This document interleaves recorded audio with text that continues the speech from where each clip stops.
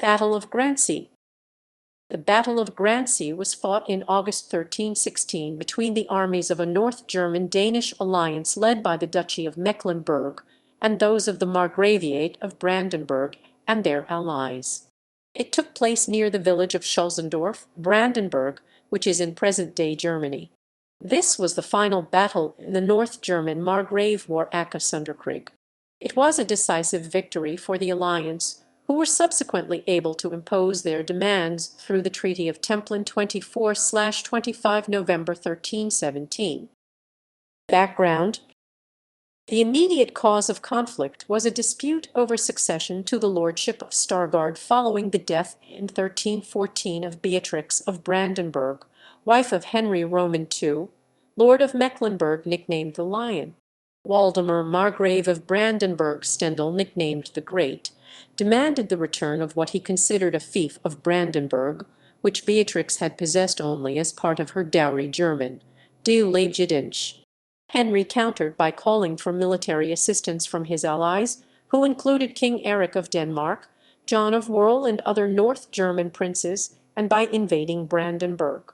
Waldemar assembled his forces at the walled city of Gransee to oppose them. The battle. Waldemar's forces consisted largely of knights in armor, Henry's of foot soldiers.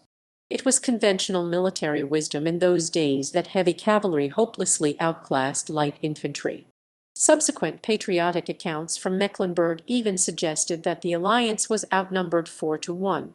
On John's advice, the alliance decided on a surprise attack, passing through a forest remnants of which still exist as the Unterbusch. They crossed the Mühlenfluss near Schulzendorf.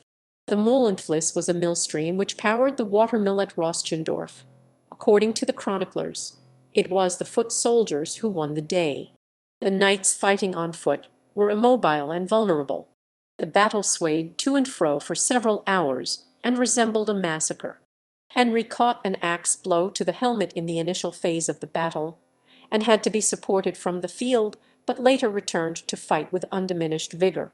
7 counts on the Brandenburg side, including Albrecht V of Wernigerode and the Count of Mansfeld, were taken prisoner. Waldemar himself only escaped because other nobles, including von Mansfeld and Wedigo von Plotho, fought to give him the opportunity. Waldemar and his retinue retreated in some disorder to Gransee, said by Fontaine to have been the strongest place in the lordship of Ruppen. On the alliance side, John Roman III, Count of Holstein-Plön, was captured. Aftermath. The victorious alliance withdrew to Buchholz by way of Rheinsberg and Wessenberg and celebrated their victory. The two sides now began to negotiate, at first in Zaydenich. The captured noblemen were important bargaining counters. Under the Treaty of Templin, Waldemar was forced to agree to cede Starburg. Waldemar died in 1319. His cousin Henry Roman II, Margrave of Brandenburg Stendhal, died in 1320 at the age of 12 or 13. The claims of the House of Ascania to the Margraviate of Brandenburg and its possessions including Starburg thereupon became extinct, and the quarrel was never revived. Modern times.